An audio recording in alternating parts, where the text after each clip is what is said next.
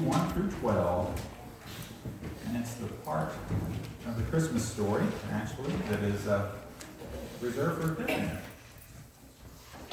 After Jesus was born in Bethlehem in Judea, during the time of King Herod, Magi from the east came to Jerusalem and asked, "Where's the one who was born King of the Jews? We saw a star when it rose and have come to worship him."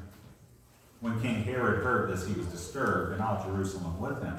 And King Herod was disturbed because he thought he was getting ready to be replaced. He thought he was actually going to be, Jesus would be king of the Jews, not in a religious sense, in a physical sense. When he had called together all the people's chief priests and teachers of the law, he asked them where the Messiah was to be born.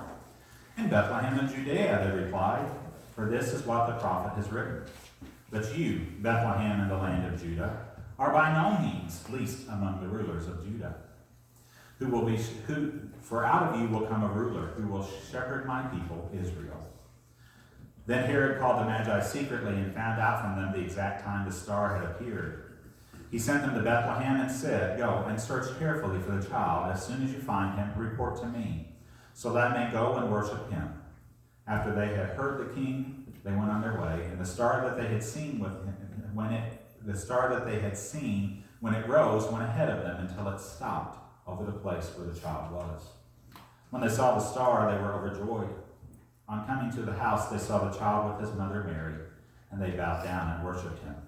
And when they opened their treasures and presented them with gifts of gold and frankincense and myrrh, and having been warned in a dream not to go back to Herod, they returned to their country by another route.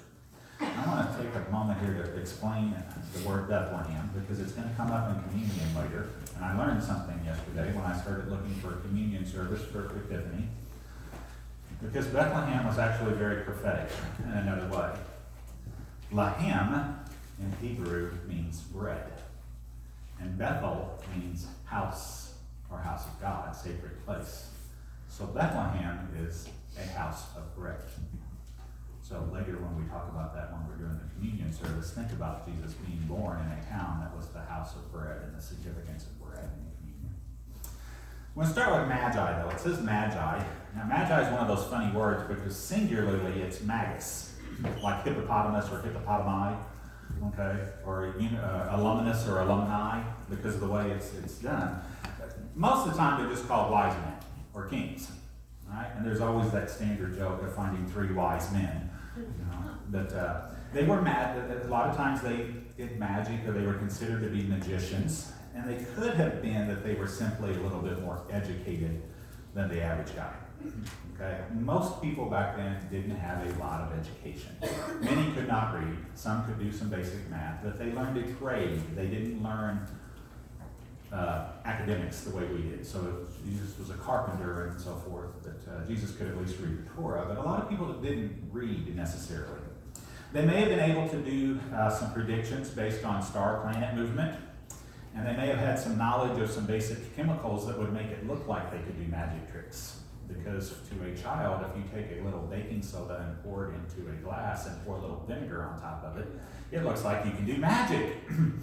And it's just a chemical reaction is all it is. Right? But they may have had some knowledge of the chemical basis of things.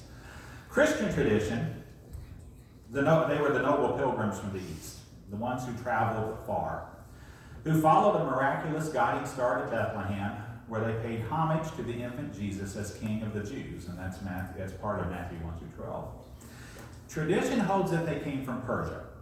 And Persia was a very, very powerful place, which was probably one of the reasons Herod was a little intimidated by them. But Persia, if you know where Persia is now, or where Persia was in comparison to the world now, let's just say it is a hotbed of places. Iran, Iraq, Afghanistan, all that was Persia. But it was too far to be a real threat to the Israelites. It was a long desert between them, and there wasn't a lot of real way to sneak up on anybody, so they weren't a real true threat. Christian theology, the tradition, if you're in Eastern theology, which is, if you were Greek Orthodox, if you're familiar with that church, it's very similar to a Catholic type thing. There's actually a Greek Orthodox church in Jackson, okay? St. John the Theologian, and they're going to bless the waters. Is it today? Today. Public Creek, if you saw that, but there is a Greek Orthodox church in Jackson. I have some friends in Sykeston who are Greek Orthodox because they own the Grecian Steakhouse, and they are Greeks. And so they, on high holy days, they go to Greeks. It's a little bit of a Jewish flavor too. But in their tradition, there were as many as 12 wise men that came. Right? And sometimes you will see on the calendar where like Easter is a certain day, but the Greek Orthodox Easter is a different day. It's because their tradition sets it differently. For us, there are usually 3 wise men. But the Bible does not say how many are there. Usually we think Caspar, Balthazar, now I can't think of the other one's name. That'll be a trivia question later. Anybody know it? It'll come up later when I don't need to remember it. Okay, but there's been names assigned to them. They're not in the Bible either. Okay, but it's usually believed there were 3 because there were 3 great gifts: gold, frankincense, and myrrh. And those were in the Bible, and those were prophetic gifts. If you remember last year, gold was for a king. Frankincense, we passed some around last year. You could smell it. It was an oil that they used to anoint bodies after they had died, and myrrh was used to preserve bodies. So did they know what would happen to Jesus? We don't know. Magi were known to be astrologers, which explains why God used a star to guide them. He knew how to get hold of astrologers' attention. And I'm a bit of an amateur astrologer, not really astrologer, I guess, but I like to go out and look at the stars. Anybody else like to? Okay, and if you do, I can show you an app later that's pretty awesome. It's called Planets, and you can hold it up. It's 3D, and I may have showed you at one point, but you can hold it up to the sky, and it'll tell you, like, this bright star is actually Jupiter, and this one's Saturn, and so forth. And so it's pretty neat. It also shows the Earth rotating, and it shows exactly where the sun is no longer shining. So it's kind of cool, okay? As astrologers, it's very possible the wise men we include in our nativities at Christmas were considered somewhat sorcerers too, or interpreters of omens. Because a lot of things that happen naturally in our solar system, we now know happen because of science, but they didn't know that. Eclipses were always recorded in science because they were thought to be a bad, bad omen. It turns dark in the middle of the day. And all of us just experienced a full solar eclipse just a couple years ago, and we're going to experience one again in a couple years. It's really rare, but it is kind of strange, okay, to go dark in the middle of the day. And if you don't understand that that's just the way things work, if you can predict that by watching how things run, you were thought to be very good. In many theories about the ethnicity and background of these men from the East, they were of different backgrounds too. Okay? Often, nativity scenes include what's thought to be Ethiopian man. Okay? Now, when I did Vespers at Potosi High School, Stan Bridges can vouch for this, we had 3 wise men, and you better have one of them as an African American. Or you would get phone calls from people of why not. Now, when I was there, they celebrated their 40th year of Vespers. So I don't know what they're on this year. They're still doing it. And I can explain it later. They do a big Christmas program. You did a live nativity scene on stage, and there's some stories about it, but it was a big deal. Nobody had church on that Wednesday night. Everybody came to the high school for Vespers. Okay? I will tell you real quickly, there were 4 wise men costumes. Okay? So I just went down where they stored stuff and picked 3. Okay? And Patrick Johnson, who played for Purdue, Purdue, and had a shot at the NFL, but was one of the wise men. Okay? I got a phone call the next day at school from a little lady in town who wanted to know why I changed the wise man costume. Because I didn't know there were 3 specific ones. There were 4 down there. I just picked the 3 I liked. But it was very, very serious, and they took that all very seriously. As I said, they were probably Persian, and more than likely they were Zoroastrian. Right? Now, if you've heard the term Zoroastrian, you may have watched Bohemian Rhapsody, because Freddie Mercury's family was Zoroastrian. That religion still exists in Iran and Iraq and that part of the world. It was probably the world's first monotheistic religion.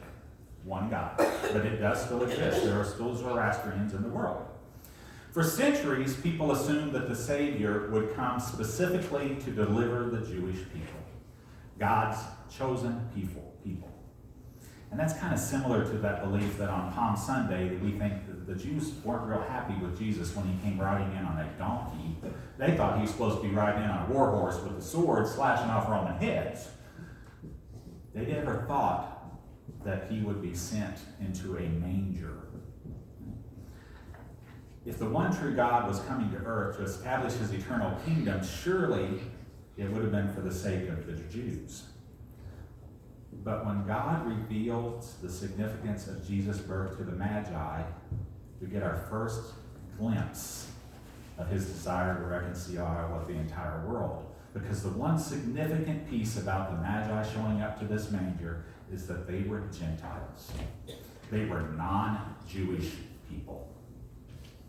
And that was a huge step in Christianity when Jesus started teaching, was he taught to non-Jewish people. But it was almost foretold by those Magi because they were not Jews. So Jesus represents the king of all the world, not just the Jews. No matter our background or our depth of depravity, no matter where we come from or what we've done, it's an important moment to realize that Jesus came for those of us that were not of the Jewish descent. Now, Jesus was born of pure Jewish lineage and certainly came to redeem the chosen people. He also came to bring all people back into a relationship with God. And the wise men, or the Magi, represent us in that Christmas story. It's us. In Acts 15, the Apostle Paul acknowledges that the Holy Spirit no longer distinguishes between Jews and Gentiles. And if you remember when we went through that series on Romans this summer, there was a lot of argument about, well, don't they have to be Jewish to be Christian? And don't they have to be, what things do they have to do to become fully Christian and fully Jewish? There's a lot of arguments with that. And Paul goes farther in Colossians to say, here there is not Greek and Jew, circumcised and uncircumcised, barbarian, Scythian, slave free, but Christ is all and in all. So it doesn't matter your background or where you came from. You were part of a Christian, or part of God's world. Jesus made it clear from the Great Commission that he desired all nations to know him. The Great Commission is to go out into the world and make saints. And it all started with the presence of those Magi. We often think of those wise men as royalty, bowing before the true king of the world. While that's true, we forget the other symbolic piece. And that is the wise men represent all of us. Wise men represent all people who weren't of the Jewish heritage, who didn't believe in those ways, who did things maybe they weren't supposed to do. The wise men were sent by God to demonstrate that all are worthy. And that is why we are sent by God. To reach out to all, to assist all, to help all, and to love one another.